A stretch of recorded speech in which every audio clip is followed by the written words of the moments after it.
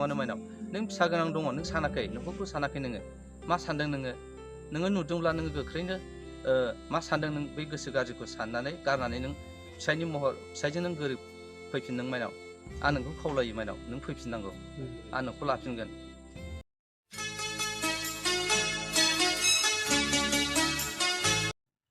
hello लोगोफोर नोंथांमोन बयखौबो दिनाथि ब्लग चेनेल आरो फिन खनसे बराय हरनाय जालायबाय ओमफ्राय आङो बिराद माबा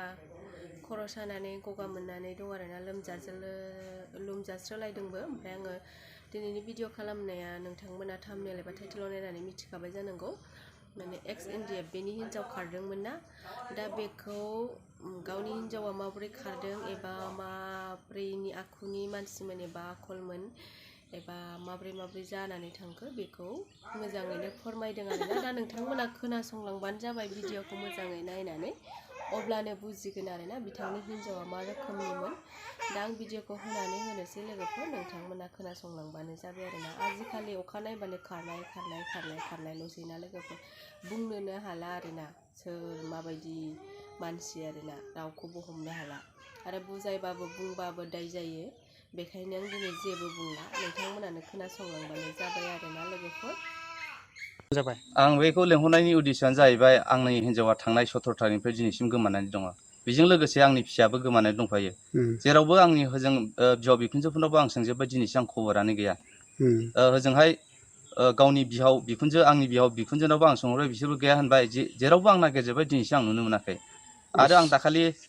थानायावबो आं एफार होनानै दोनबाय एबसुआवबो आं गासिबो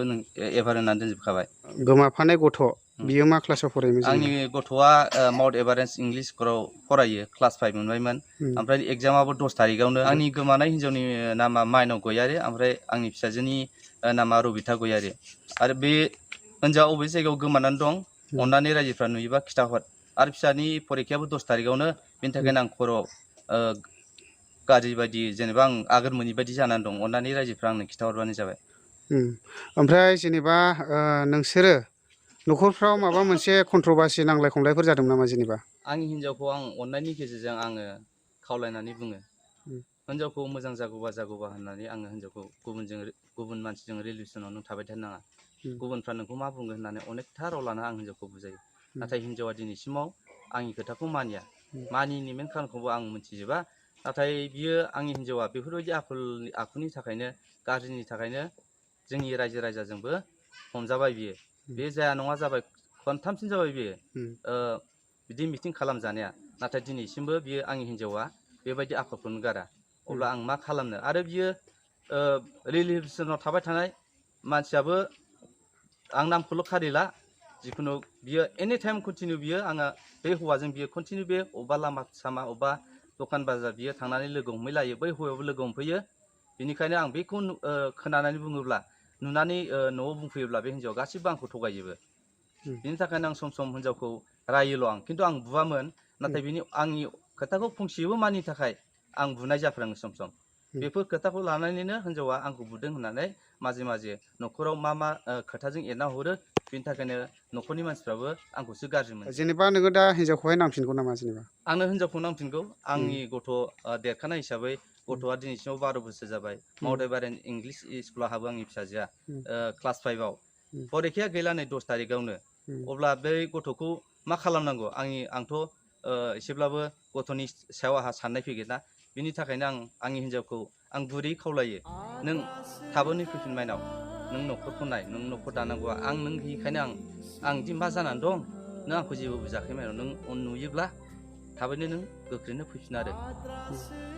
ओमफ्राय जेनेबा नोङो रायजो राजानिसिम मा खावलायहरनो गोसो रायजो राजानिसिम आंनि खावलायनाया बेनो बबेबा खनाफ्राव दङब्ला सोरबाफोर नुसनबायदोंब्ला अन्नानै आं नाम्बार होखागोन बे नाम्बाराव नोंसोरो नुसनबायबा रायजो राजाफ्रा आंनो अन्नानै खिथाहर आरो आङो बे खोथाखौ माइनावनि सिगाङाव बुंबावनो सानो माइनाव गोसोआव लाखिखा आं नोंखौ सैयै नङा आं नोंखौ अनो दासिमबो आं नोंखौ जेनेबा फंसे फंनैयाव रायफ्लांबाय बुफ्रांबाय नों आंखौ खेमा होनांगोन आरो आङो सोब माबायाव डिपार्टमेन्टआवनो जोंनि आफादनि माबायावबो आं गासिबो आं नोंखौ एफआइआर होजोबखाबाय दाख्लै थानायावबो आं नोंखौ 9 थारिख खालि आं थांनानै एफआइआर हैखाबाय आं आफिसावबो थांनानै नोंनि गासै फुल एड्रेस फटक आं हैखाजोबबाय नों अबे जायगायाव थाखोमानो माइनाव नों फिसा गोनां दङ नों सानाखै न'खरखौ सानाखै नोङो मा सानदों नोङो नुदोंब्ला नोङो गोख्रैनो मा सानदों नों बै गोसो गाज्रिखौ साननानै गारनानै नों फिसायजों नों गोरोब फैफिनदों माइनाव आं नोंखौ खावलायो माइनाव नों फैफिननांगौ आं नोंखौ लाफिनगोन ओमफ्राय दा नों नेनानै दं ने आं नेनानै दं माइनाव नों थाबैनो फैफिनबानो जाबाय आं नोंखौ दिनैसिम दासिमबो आं नोंखौ नेनानै दङ